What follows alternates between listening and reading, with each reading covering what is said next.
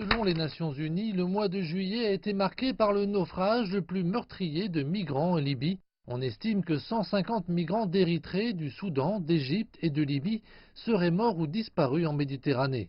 Après cette tragédie, le gouvernement d'accord national de Libye a fermé 3 centres pour migrants dans l'ouest. Nous vivons avec une division politique. Nous avons 2 gouvernements. Malheureusement, notre Sud est grand ouvert à quiconque à cause de cette guerre politique.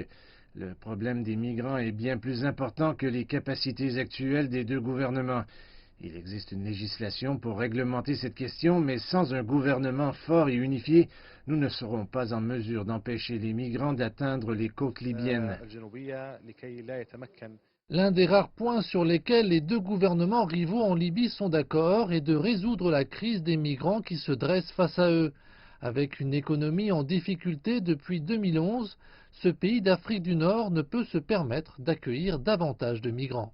Ce sont les autorités exécutives qui travaillent pour limiter ce phénomène.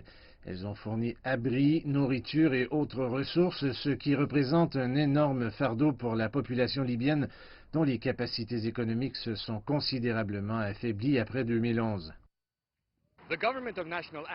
Le gouvernement d'accord national a déclaré qu'il avait initié les procédures d'expulsion pour les migrants dans les 3 centres qu'il a fermés. Mais avec la guerre en cours à Tripoli, il n'a ni le pouvoir ni les finances permettant de les rapatrier.